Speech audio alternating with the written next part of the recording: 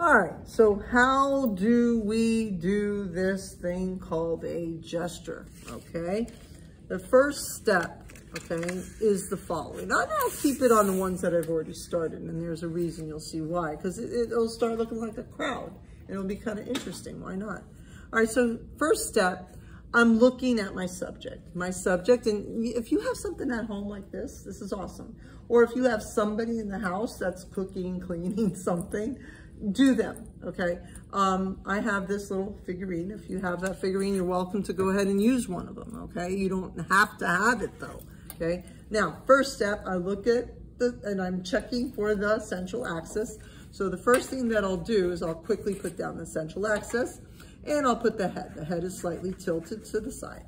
Now, next step, I will then put in the shoulder line. I check quickly the shoulder line and I put the shoulder line in. And then I check the hips, and I know from here to here is roughly where the body is going to lie. So quickly, I'll go ahead and put the line for the hips, okay? The next step after that, I do the stick and double sticks for the arms and legs. One arm is going up that way. The other arm is headed down this way. And then this leg is going in this direction with a little bend. And then the other one is going off in this direction. And it looks pretty straight. So I'm just going to keep it one single stick. And for the arms and, for the hands and the feet, I'll quickly, in this case, they're more circular instead of triangular. So I'm doing these like little tiny, you could say semicircles. And then after that, I start searching my form. I start looking, you know, now here comes in my education of the perspective. Here comes in, you know, all the things that I kind of learned before with the perspective and searching the form.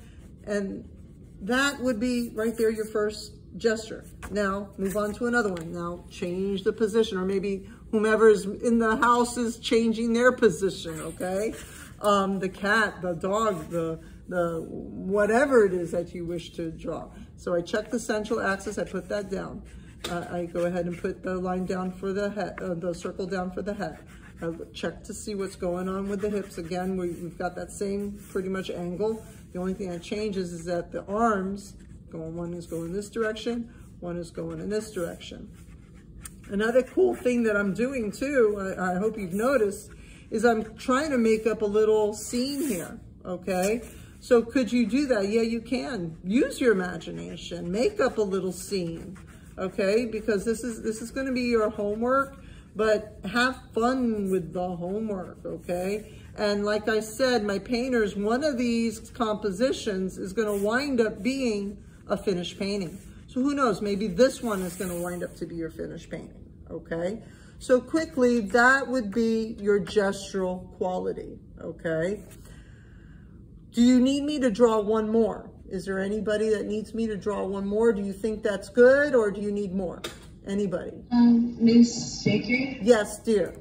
So when we do the gesture drawing, do we have to color in like the other figurines, or we just leave it as a sketch? All right, now listen carefully. To make it a little bit more fun, a little bit more entertaining, and to add more to your imagery, because this is homework, and I know for some of you it's homework, for some of you it might turn into the actual final painting, okay?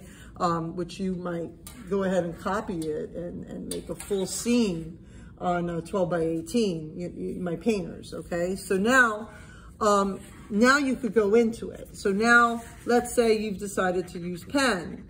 So you now go in and you'll use your pen with the hatching, the cross hatching, you know, whatever technique it is that you want to do. Go ahead and start adding in to create your shape and form, and to add a little bit more dimension to this, this gesture, okay? You want to color the background. You want to put in a scene for the background. Have fun with it.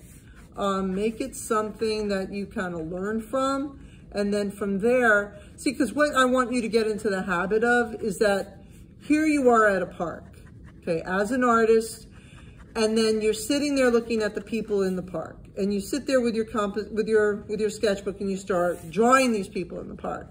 Now, how do you now make that into a finished painting?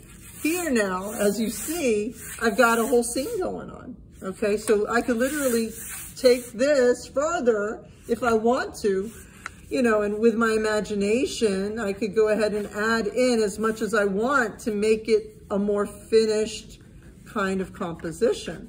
See, I want you to get used to doing that because, see, this is another type of thing, or of drawing that you could do, or a type of painting that you could do, to where you can now go in and create your own. Maybe you go ahead and redraw it on another paper. Maybe you go ahead and trace it, use tracing paper, or maybe you put it, you know, put this against the window and then put another paper on top and trace the images onto a larger paper to make a full scene with a whole bunch of people in a crowd.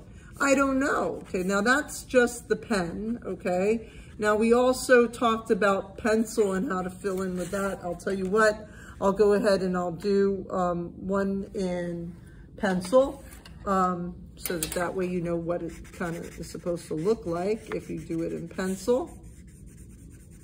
Again, what do you think about things that come back? Go back in space, get dark, things that come out to you get light. And let some of those imperfections show. If you made a mistake, like I made a mistake, that neck is a little too long for my taste, but it's okay. It's a gesture. It's allowed, okay?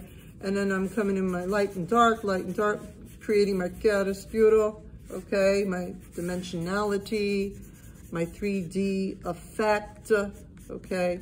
So right there, you know, take your time, do the shading as you wish, make it as volumesque as you like, and have fun with it, okay? That would be for then your homework, you going into the gestures and actually creating, you know, a little scene. Would be kind of cute.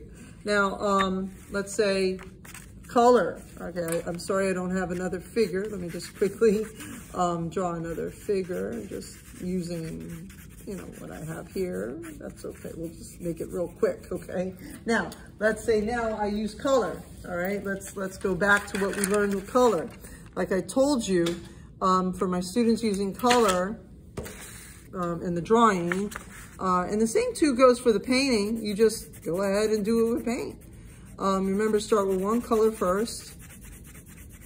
Another thing too, my painters, maybe you want to do the monochromatic, and then on top of that, you know, you want to do the grisaille, you want to do black and white and then put glazes on top, you can. All right, so I'm using one color first, and according to the law of color, that you start with one color and then you use the analogous shade of color to help you blend, okay? Here I'm going from light to dark first with one color, all right, very quick, trying to not take up too much of your time. Then in the color wheel, you've got blue. Now, give me a second, I think my blue, okay, there it is.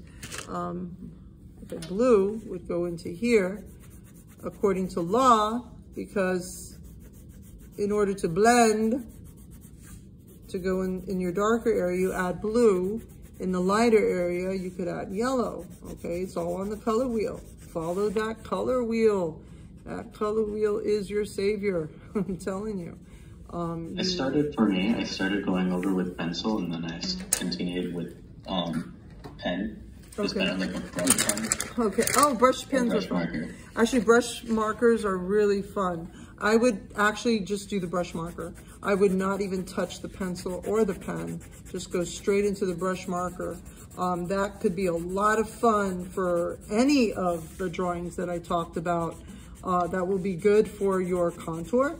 That would be, because the cool thing about that kind of pen is that you don't have to dip to get the water. You don't have to dip in to get the paint. You know, it's right there, which is kind of cool. So what I just did, in the dark area, I added blue, lighter area, I added yellow, and right there, it's like magic. It gives you this beautiful, radiant glow, okay? And you see Alex Grey and his work, and how does he get there? That's how he gets there, okay? Any artist, that's how they work. I mean, even if you're doing colors of reality, you're using the analogous. If you're shading a face, you're going from browns, greens, to reds, to yellows, and you're using the analogous tones. Okay, that's what you're doing. All right, so does that make sense for all of you? Okay. You said that actually she can go